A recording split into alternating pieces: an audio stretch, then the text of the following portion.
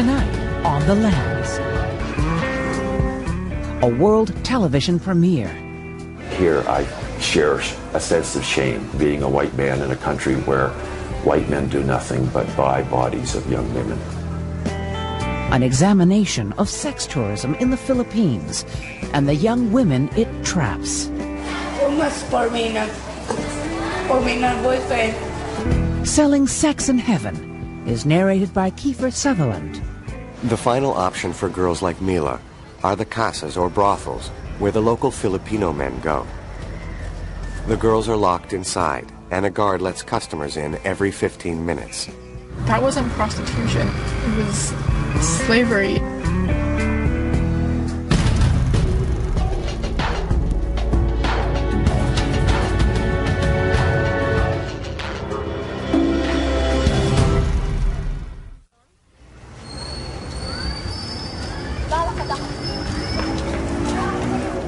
When I first met Mila, I observed her, she keeps on roaming around along Fields Avenue. I thought she is crazy because she doesn't stay put. She goes from one place to another. Then I found out that she is just too friendly, that she wants everybody to be her friend. Well, actually, I was sitting taking a rest in the Fields Avenue area, and she approached me. And she immediately sat down beside me and started becoming very affectionate. She had her head on my shoulder and her arm around, and she just seemed so vulnerable. She was so small and so tired.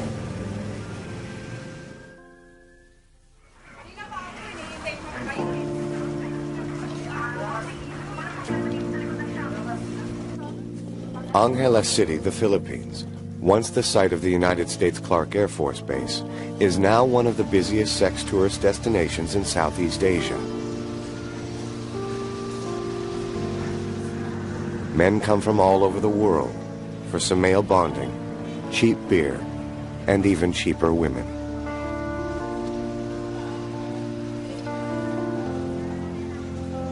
The women they buy are no more than teenagers, impoverished young women trying desperately to survive.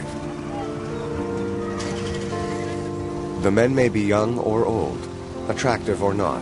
It's irrelevant. In the Philippines, their money makes them kings.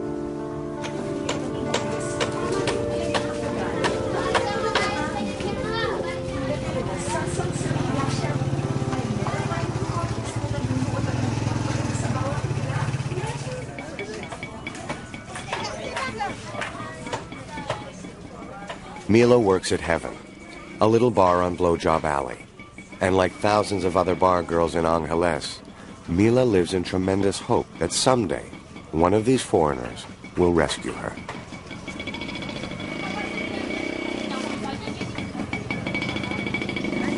Pwede mong sabihin ngayon sa akin kung ano ang pangalan mo? Mila. Mila. Mila ano? Zamora. Zamora. Yung ba yung talagang pangalan mo? Okay. Saan ka nanggaling? Anong probinsya ka galing? Saan probinsya ka galing? Sa Pangasinan. Pangasinan. Parehas kami. Saan? Dito. I do some interviews with the women, and then of course as the start of organizing them, you do some chatting with them, so that getting to know each other, so that they will be able also to know me and familiarize my face and who I am also, what is my role there, why am I there. Anong oras ka daw pumapasok? Dati, alas 10. Alas 10 ng umaga? 10 o'clock in the morning. Hanggang anong oras? 10 o'clock in the morning. Come back 4 o'clock. 4 o'clock in the morning also. You come home at 4 o'clock in the morning. Okay. Who is this? Boyfriend. Boyfriend from? America. America. Where did you meet him? Alan. Alan. Si Alan, come on, yes. This is Alan. Up to now, boyfriend mo pa rin siya ngayon. I come back December. He will come back in December. And this is you. Very nice. This is Alan. Mila. This is Mila. To some extent, they live a fantasy. They live a fantasy that someday some white man is going to fall in love and take her home with him. And certainly that happens enough times, you know, maybe as many times as a young black youth in the U.S. gets to make the NBA, that dream is one that keeps them reinforced. Stephen works with Agnes on a Canadian-funded development project. They're helping the police educate the public about the prostitutes living in their midst. Our resource speaker is none other than Dr. Steve Perot.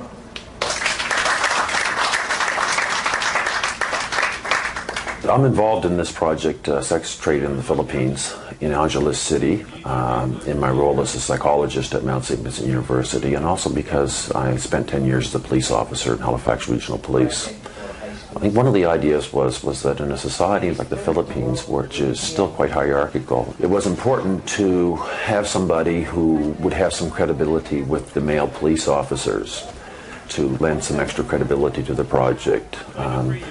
To provide, I think, maybe a different image of foreign men than they're used to.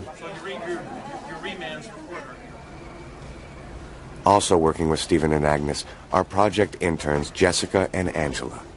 Fresh out of university and full of idealism, they're going to change the world. Since I've been here, I've just wanted to have this big dream of making some kind of macro level change and changing the lives of not just individual women, although it's nice to have a rapport with them and have individual relationships with them, but to make a bigger change to affect all of the women. And however unrealistic that is, I think it's really necessary for my state of mind to think that I can in some way help with a big change that can happen here. I wanted to become an intern because my degree is International Development Studies, and I've always been fascinated with traveling the new experiences and dealing with new cultures. My main goal of the job is to interview as many of the women as possible and do it in a light that they trust me. I find it very important to build up that trust and build up a friendship.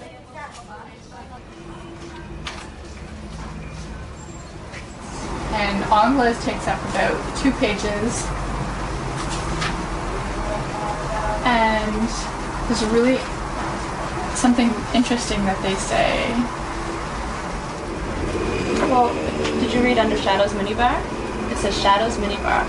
All the right elements are here. First and foremost are the go-go bars full of sexy young dancers. There are over 50 go-go bars full of attractive and readily available women eager to show you a good time. Valley Bagel is a non-stop party year-round. Recreational sex is the sport of choice. You can get loaded and laid regardless of your age, sex, physical appearance, interpersonal skills, wealth, or social class. Isn't that wonderful? Yeah. Well, I think we've all seen those men here. A lot of the customers that I have been able to talk to, I've been very disturbed by talking to them. Very, very sexist ideas, very, very racist ideas. They degrade the woman a lot.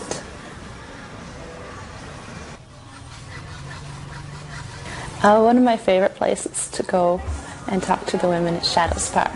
I was up there at one point talking to them, and this customer came in, sat down, and the girls stiffened. They knew who he was, and they were all whispering in my ear, like, don't talk to him, he's not a nice person, just avoid him. And at one point he was going around saying, and who's going to be the lucky woman I get to sleep with tonight? And he was pointing to each one of them. You? Maybe you? No, not going to be your turn tonight. And point to the next person. You? Could it be you? No, not going to be with you tonight. So I just tried to continue to ignore him. And then he pointed at me. He's like, well, I especially wouldn't sleep with the white woman. And I turned around and I just wanted to say, like, you don't have enough money in the world to sleep with me.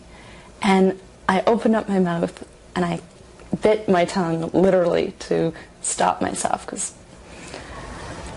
that would be indirectly insulting the women. It's interesting walking in the Fields Avenue area or anywhere in this city as a white man, because immediately you are a customer. To walk and meet these men, some of these men wave to me or wink at me on the street because they know they figure I'm up to the same game and we're playing this macho game. And, you know, I saw a man, 65 years old walking with a young woman 20 years old hand in hand. I can understand he doesn't want to get old, but that happens. And the fact that he can't draw the line between some fantasy in his head, if his fantasy comes at the cost of such exploitation, he's gotten so far away from any sense of morality a human being can have on either moral grounds or human rights grounds. Here I share a sense of shame for being a white man in a country where white men do nothing but buy bodies of young women.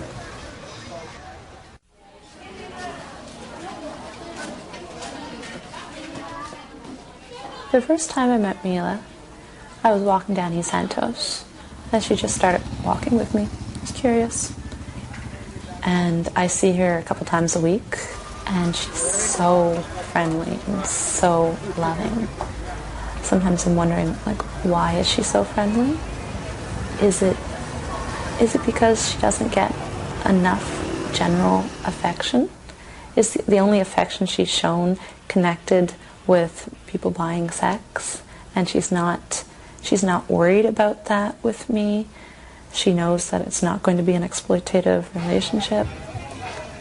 When she first met Steve, she was very shy. She wouldn't even look him in the eye. And then she got used to him very quickly and realized, no, he's a friend. Buying sex is not the reason he's here. And now she just loves him. She'll run up and give him a big hug that's the same as with me. So I think it's connected with the affection is with people that she doesn't have to worry about being exploited against. Meron ka bang na-meet na foreigner na salbahe? Meron, ibang aso, ibang mabait, ganun. When she works in the Duke of York, she was forced, even if she's sick, she was forced to go to the customer. Then what happened? Napabagot ako. Napabunot ako. Sabi ng kamo, marunong ka mag-lucha. Sabi ko, no. Sabi ko, I don't like. Sabi niya, bongbong. Iyong ako, nang galaw niya ako. Siya nang nabarfay na ako. Umuwi ako aircon. Namamatay na ako. Sabi niya.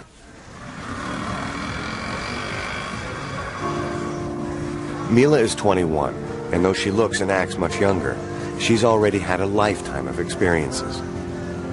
At the age of 12, she was sent from the provinces to work in Manila as a housemaid. A few years later, she was recruited, or enticed, as they say here, to work in a factory. The woman who brought her from Manila took her to a bar and then disappeared, leaving her all alone. The woman probably sold her. Mila was only 17. She had no money, and she didn't speak the local language. She's been working in the bars ever since. A maid at 12, a prostitute at 17. It's almost unimaginable, and yet Mila's story is not uncommon. I come here in 1995, but I'm come here at Cherry Gear, about 14 years old, but I don't know. I said my friend, she's working in restaurant, but me is not good because it's working in the bar. That's why, and then it's hurt because I lost my cherry in the bar. A lot of the women have been raped or sexually harassed, sexually assaulted, and this is a common theme that runs through them. And a lot of the women have said, well, I wasn't a virgin anymore, I wasn't worth anything.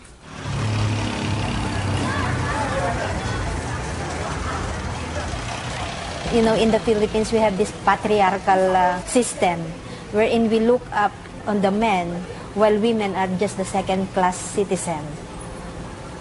That's why if the man goes to the bar, it's even, you know, an ego for them, you know, because they are really this macho, you know. They prove themselves that they are really man.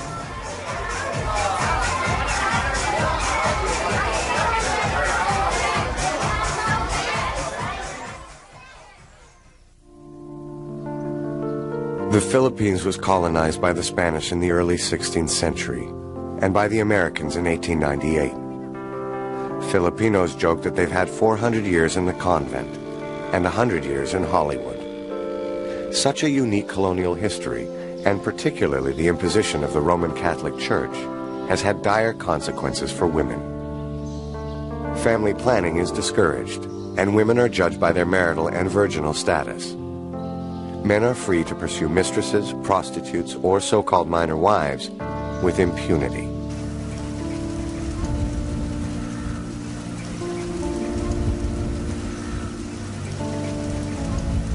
The Philippines is a land of striking contrast. Great beauty, wealth, and resources, alongside tremendous poverty and destitution. I think the girls become bar girls because they have no choice.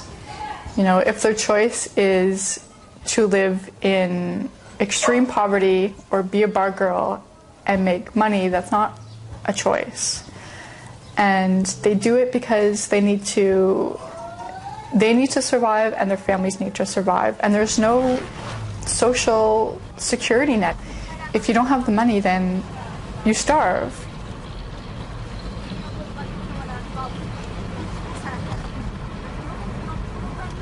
Mila is from Binmali, an old fishing village in the province of Pangasinan. One reason she became a bar girl is because of the poverty of her family. She is the fifth of 10 children and only went to grade 6. According to Filipino custom, the older siblings are responsible for the younger ones. So most of the money Mila makes is sent home to her family. Naiiyak ako ng first time ko ng dancer double kilo. Sige na! Mila's agreed to take Agnes and her friend Feli, who speaks the local dialect, to meet her family in Binmali. When we are on our way to Pangasinan, she always kept on telling me she's shy. She's very shy, that we will see their situation and we will meet her parents. She told me that their house is very small and they have nothing to show us. They have no livelihood. Only the mother, who is a laundry woman. That's why she's very shy.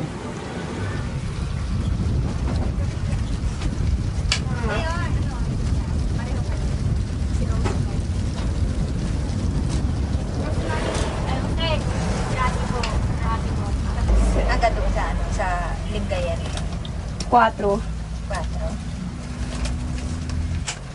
Ilan kayo nakatira dito? Balakin kami ng 14.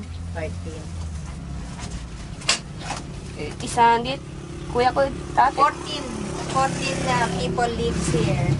Yeah, 14.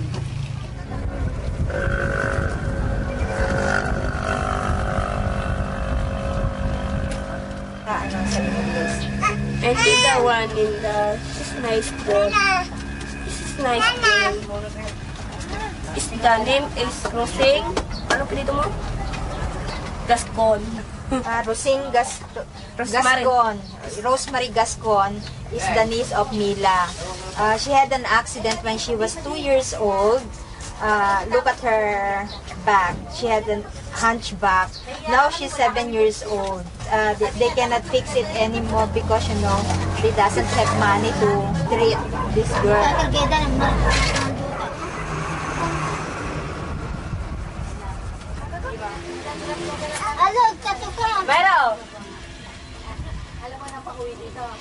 I think before, the father was working as a helper in the fish pen. But now since he is a hard drinker, when we met there, he was drunk already. Bukas po, ilang taon sa akin? Ako 50 ako. 53! Namiringan bless kami sa'yo. Babalik kami sa Mayo. Babalik po kami. Pasensya na kayo. When we saw their situation, we'll just, it's a pity. There was a time when she went home with her boyfriend and she introduced him to the mother. He's also a foreigner, an American. But when he saw their situation, they parted. Maybe some foreigners thought that if you have a big family, you have to support them. Especially in the case of Mila, they are very poor.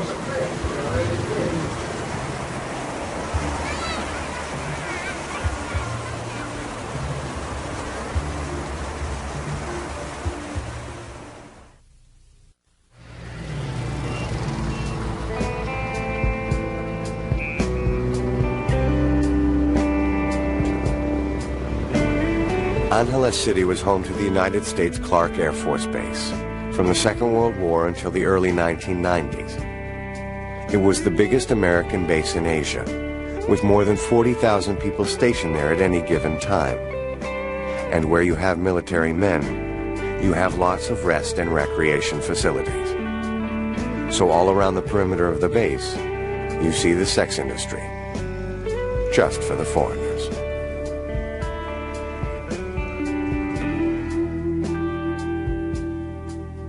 Mount Pinatubo erupted in 1991, devastating Angeles City and the surrounding areas. The Americans abandoned Clark, but left all the infrastructure behind. The airstrips, living quarters, a state-of-the-art hospital, and of course, all the bars. Australians, retired Americans, and other Westerners bought up all the bars by marrying Filipino women. Military prostitution was quickly replaced by sex tourism on Fields Avenue.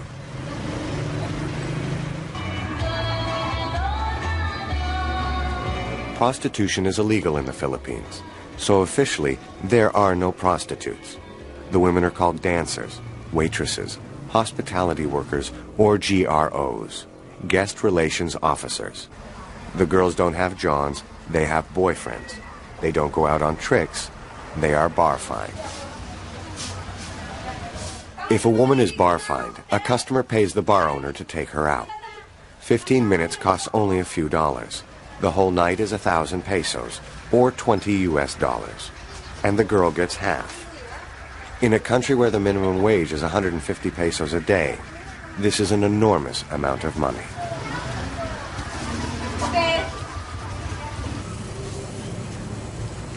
Another piece of the infrastructure left behind by the Americans is the social hygiene clinic.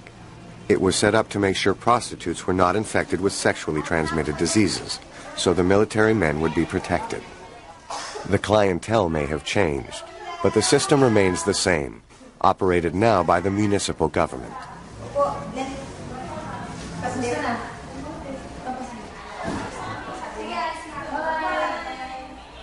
Mila and the other 3,000 bar girls in Angeles are checked weekly for infections. After getting the test, which the women pay for themselves, they wear tags on their bikinis, proclaiming them clean. It's a catch-22 for the women. Since prostitution is illegal, but also regulated by the government, and a huge double standard since male customers are not registered, checked, or criminalized in any way.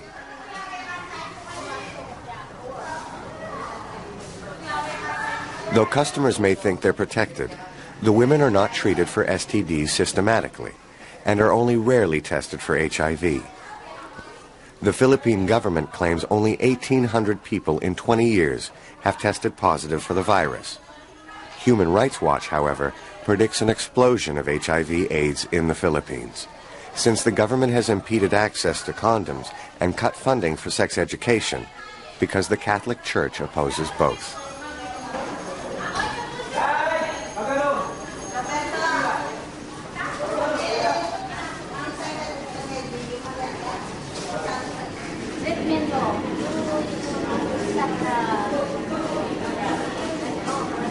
So after you get your pro book, health card, your health card, what do you do next? you go to the table.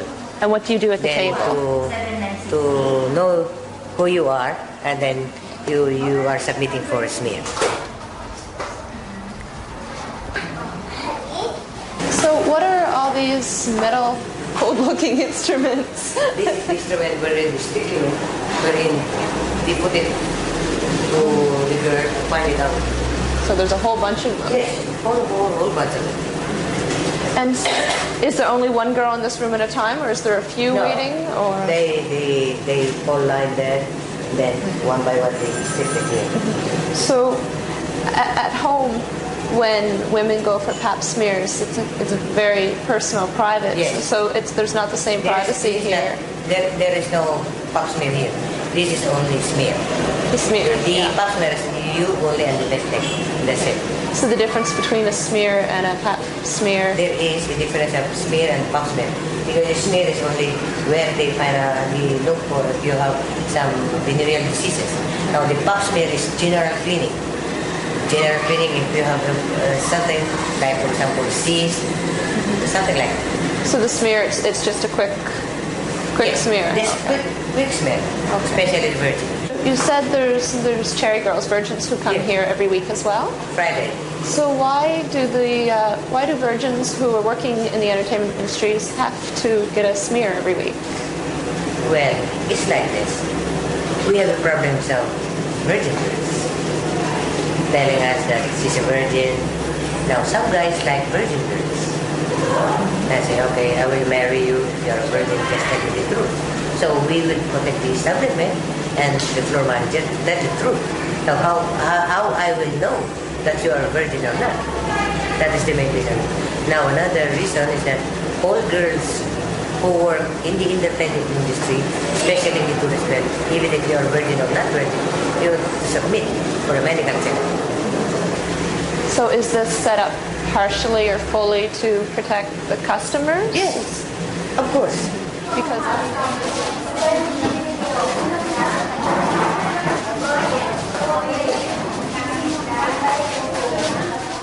you know, there are a lot of discrimination with this kind of women. They look down on the women because they think that these women are dirty women, you know, in particular.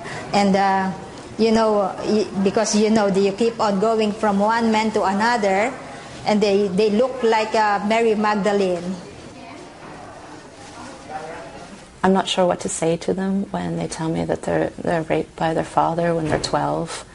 I'm not really sure how to react when they say that the worst thing about working in the bar fine is that you don't know the person. You may end up being killed. Miss my boyfriend. She like Billy Boy, bakla. She like shirt tie. She like Everything. everything you like. She like me. She said, kill me or max. She killed me. She killed me. My friend. You must cap for me. It says, no sleep for me. Almost 5 o'clock. She like, almost kill me. Almost shoot in the back. Almost crying. Almost cry for me. It's hurt. Really hard for me. Hard. Almost for me na boyfriend.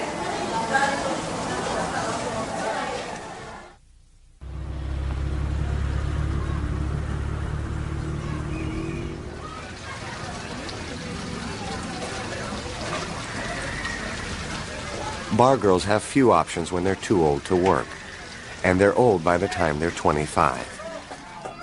Most end up in squatter communities, living in extreme poverty, with their Amerasian children, half Filipino, half foreigner.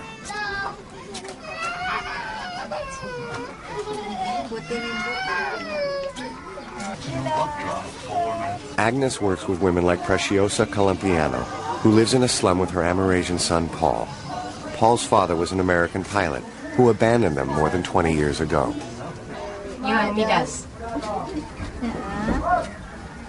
How long ago was this? How long ago did you graduate? 3 years. 3. Wala pa? Or 2 years? 2.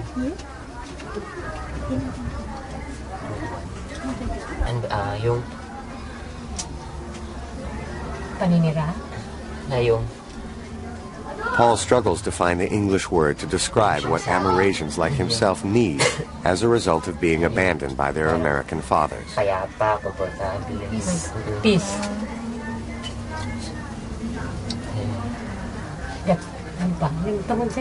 What about you, Nanay? What's your experience being a mother of an Amerasian? Do you have any experience being a mother of the Amerasian? Do you encounter some, I don't discrimination? Now, how do you spend your life? Working hard. Yeah. So that they can get an income for our daily needs. Sacrificing too much to make my son big. That's all.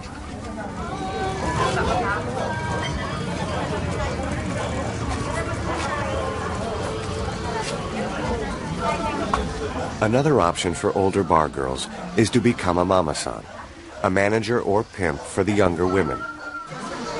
They arrange dates for the girls and collect bar fines from the men. She shares it with Beth. So Mila's live here also. Mila and Beth live in the back rooms of heaven with their mama-san named Shirley. Yeah, this is a picture of Beth. And her son.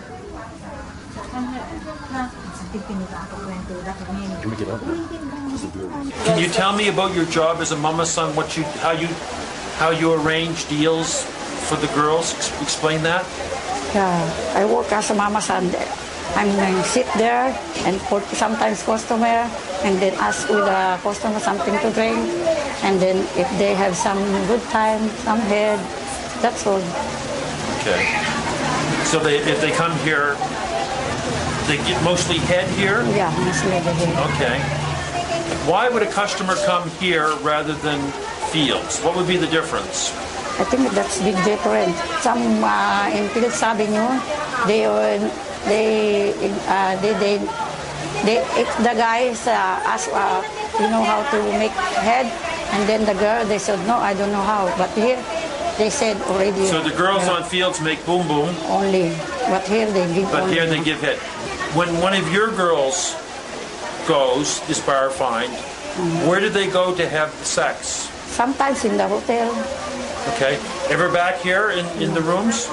That's not what this is for. Okay.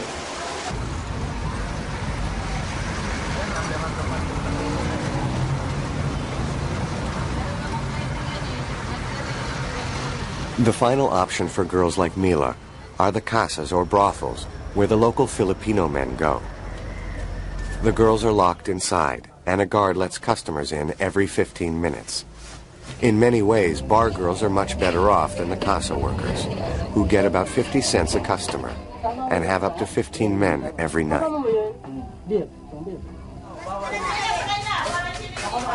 The Philippine National Police have just rescued 17 girls from a casa. All were tricked into coming to Angeles by recruiters in the provinces.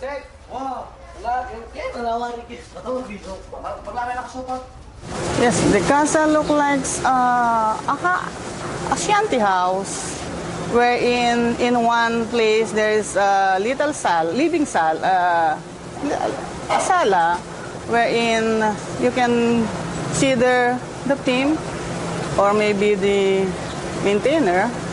Then once a client or a customer comes in, the pimps, they will call in the ladies from their cubicle. And then they will line up there for the client to choose who will be his sex partner inside the cubicle. Once the lady was chosen, they'll go inside her cubicle and then that's it.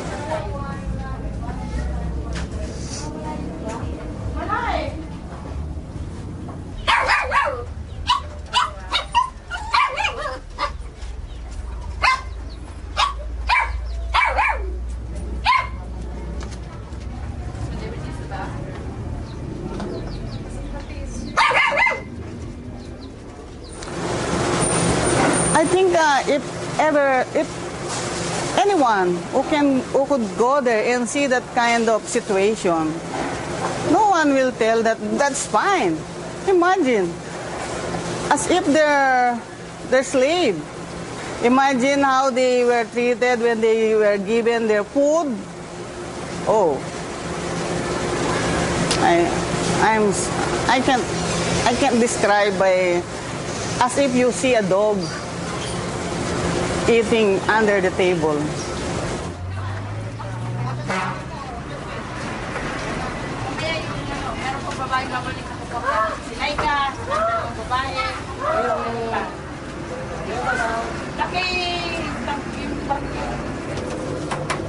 I guess the most disturbing thing is the trip into the casas. To go into the catacombs or the bowels of these casas, which are ugly enough to begin with, and you just go further and further back and you see young women, 2 of them living on a little cot on a piece of concrete, and to know that even in the middle of the night, if one of them's called upon to perform a sex act, she has to give up her bed to let this go on. To recognize that there is no way out of there, that you could be born, live, and die in those catacombs, and that is very disturbing. I don't think that many can even visualize how gut-wrenching being in there is. How long have you lived here?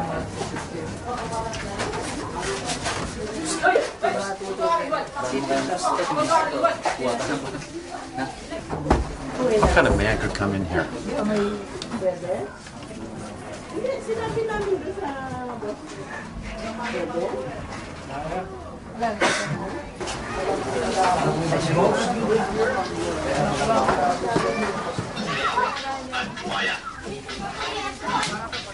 How old are you?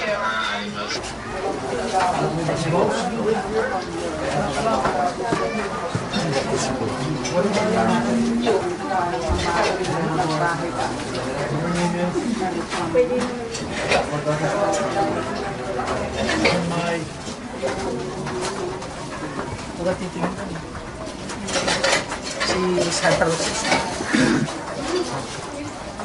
All right, I know.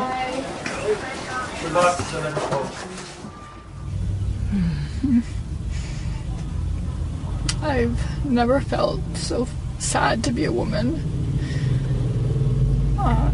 I've never felt so disgusted by humanity.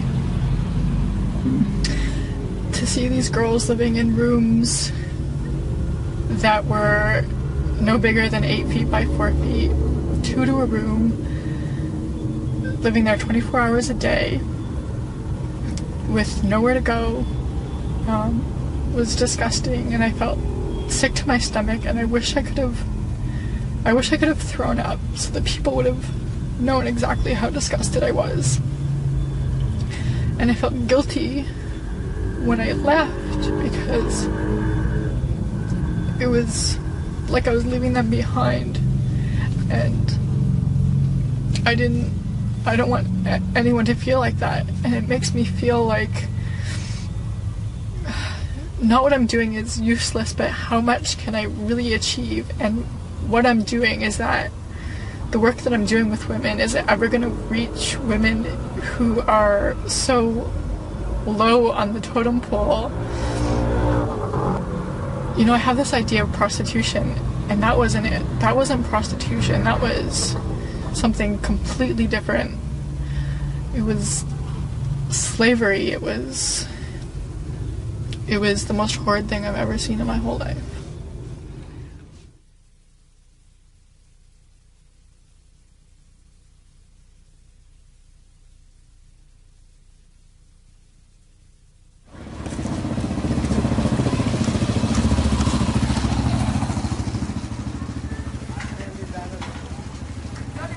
So how will Mila's story end?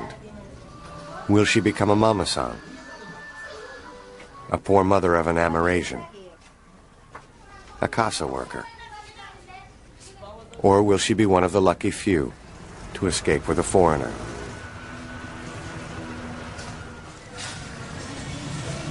Mila got pregnant to an American I asked her if, did you ever tell this, this American that you're pregnant? She told me yes, but he did not promise anything about the pregnancy.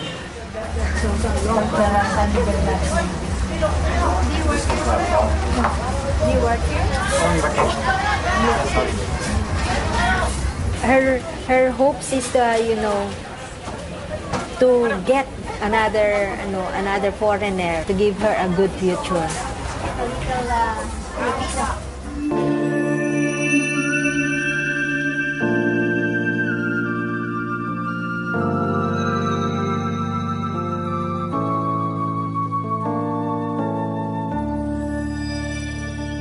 The hope doesn't just affect Mila and girls like her.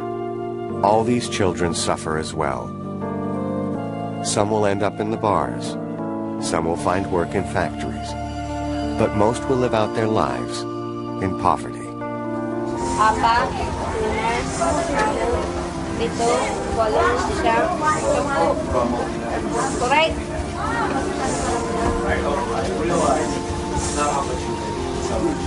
Actually my vision, is to go out of the country, to work there outside the country while I am, raising funds with other, I don't know if this is an impossible dream, but I do hope someday it will be a possible dream.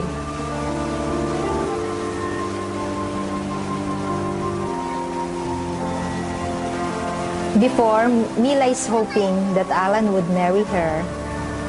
But now, when she got pregnant, because maybe she's a little bit desperate, she's not hoping that anymore.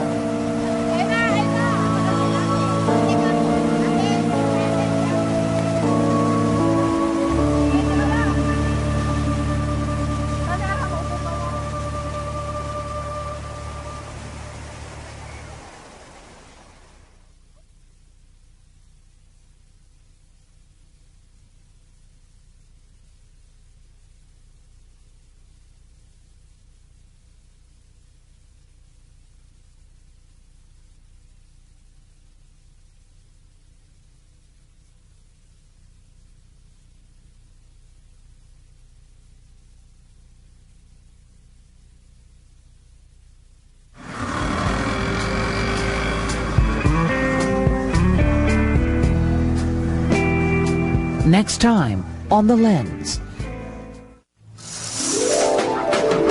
Tuesday, January 23rd, a safer sex trade. We all do things for money, whether it's in this trade or some other trade. So let's get over that one right now. We've got an escort 411 section. If we've had a bad client, we go on and describe him and write everything about him and what had happened. Exploring the lives of two upscale sex workers in Vancouver. In contrast with a former street prostitute's experience of the dangers of the business. In a city where a man stands trial for the murder of 26 women, most of them in the sex trade. You don't go stand on the street out here and go become the next Pamela Anderson. You stand on the street out here and you end up dead. You see girls, laying in back alleys. You hear about the stories of girls getting chopped up in dumpsters. It's not a glamorous lifestyle down here. That's A Safer Sex Trade, Tuesday, January 23rd.